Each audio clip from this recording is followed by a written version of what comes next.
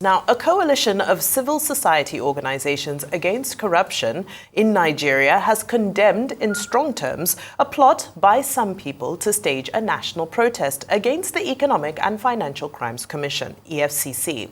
Likewise, the National Orientation Agency, NOA, says it has mobilized 4,000 of its personnel nationwide to track the activities of a group organizing a protest against the operations of the Economic and Financial Crimes Commission, EFCC. It will be recalled that on Wednesday, the EFCC said parents and guardians should warn their wards not to be part of a planned protest by a shadowy group against its operations. The anti-graft agency said the planned protest is aimed at resisting its operational activities, especially in areas relating to cybercrime. Well, the Commission, while not averse to protest by citizens, is alarmed by emerging evidence that suggests a grand design by corrupt elements under investigation or prosecution by the Commission to exploit the so-called protest to orchestrate a national uprising that may threaten the peace and security of our dear nation. Joining us now is Abba Kaka, an anti-corruption crusader, to unpack these developments. Good morning and a warm welcome to the morning show. Good morning.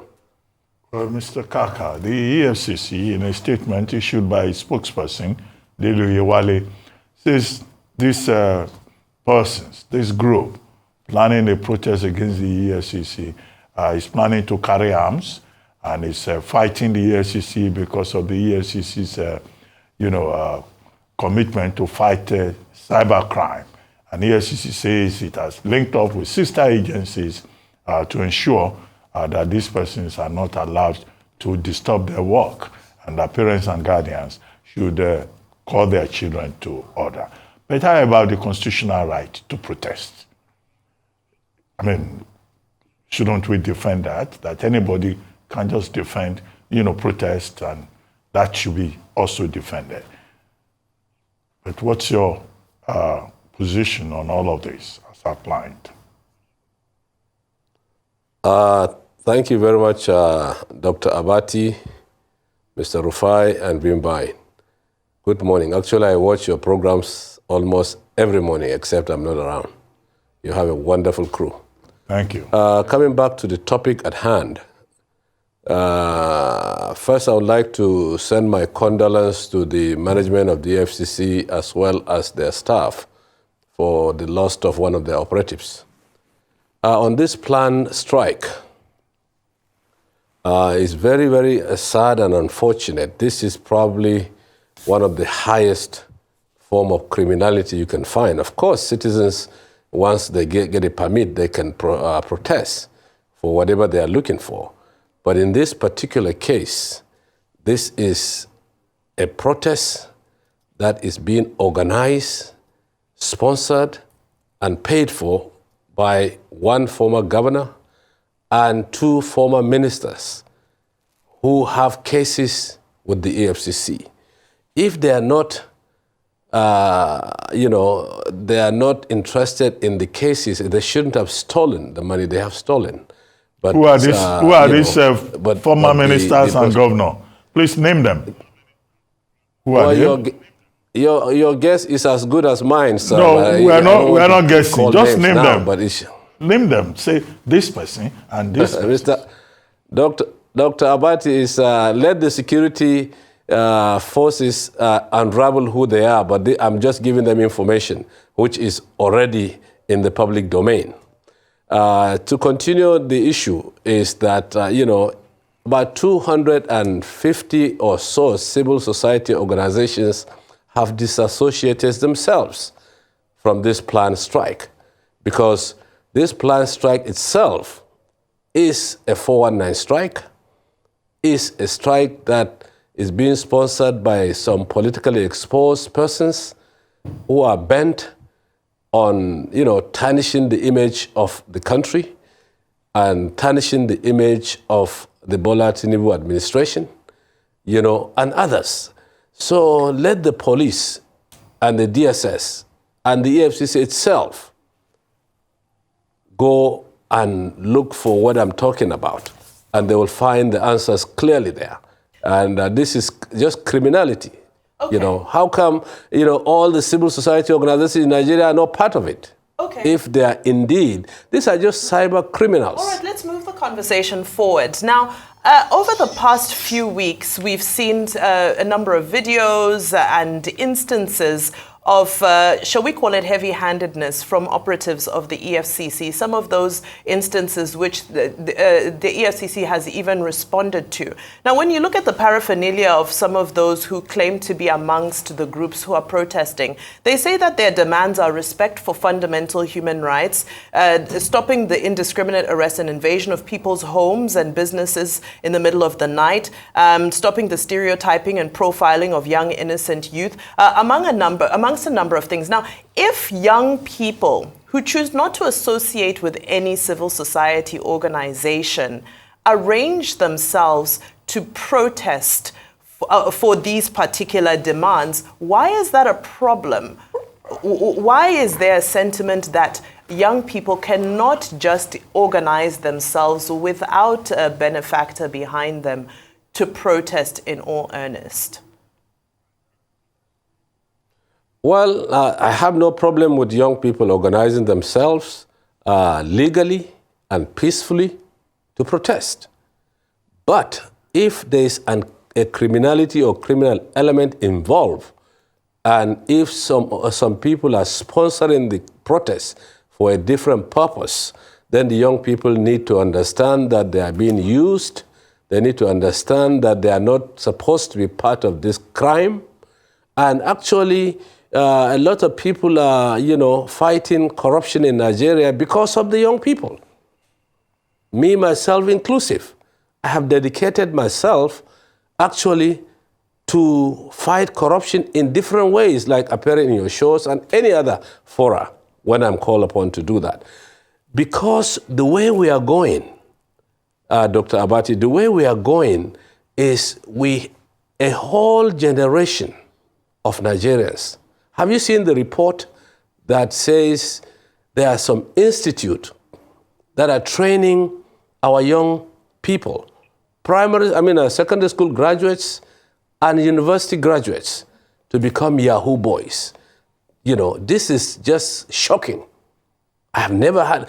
Other countries are training young people to become good leaders and good policemen or good soldiers, but we are here illegally training our young people to become Yahoo boys. And some of these young people don't know any better because they're even thinking that, you know, this is normal.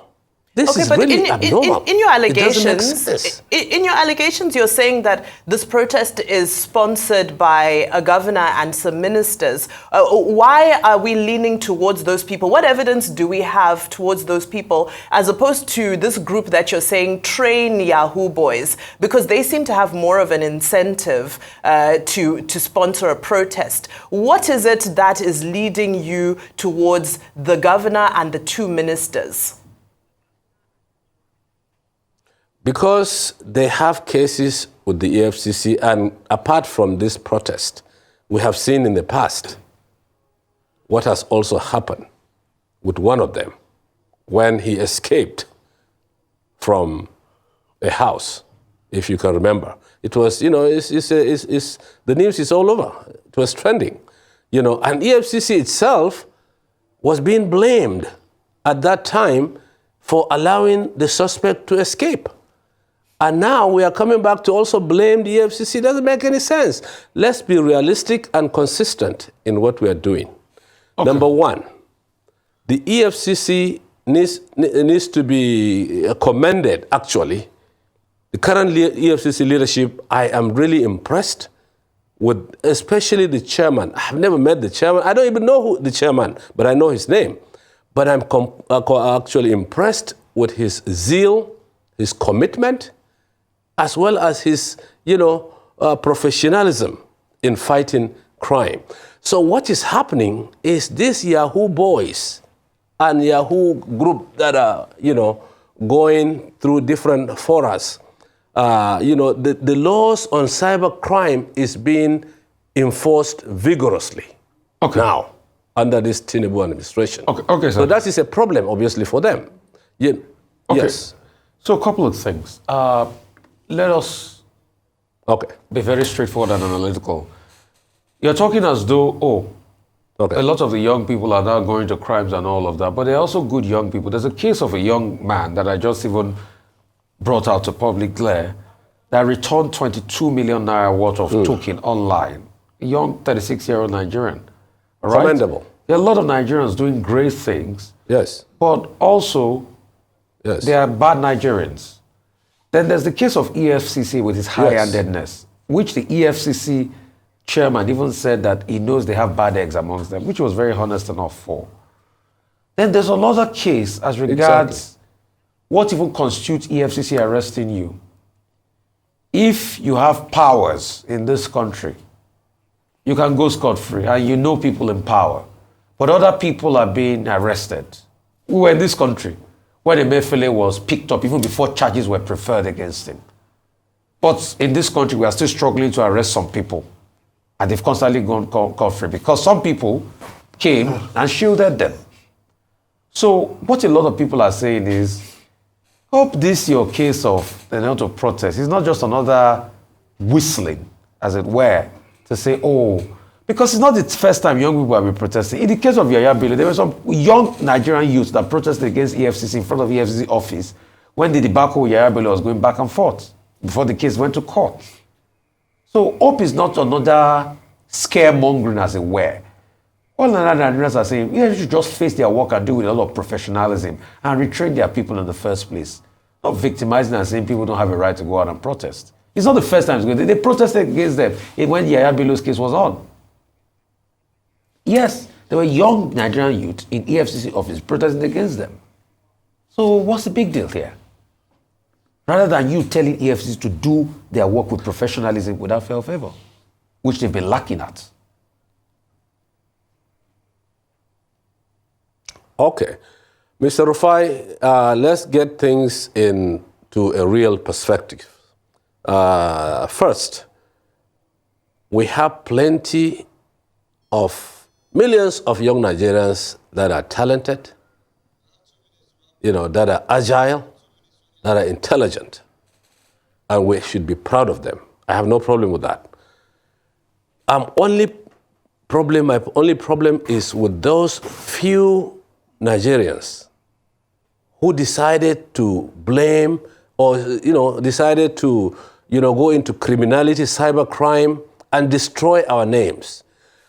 The EFCC chairman, as in the two cases you cited, was honest enough to come out and say what he said. Obviously, there are some bad eggs in the EFCC, just like in any other organization, the police, military, others, which are supposed to be weeded out. And I'm sure they're doing that.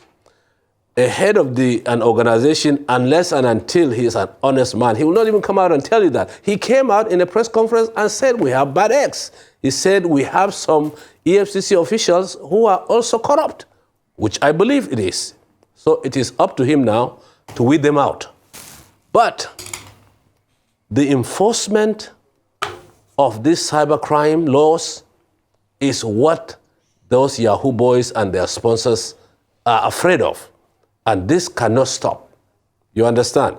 The EFCC, as far as I'm concerned, should even be, made to be more independent, should be actually made to be self-funding so that, let the government decide to give them, some part of the proceeds of what they have collected so that they can really be independent and corruption-free.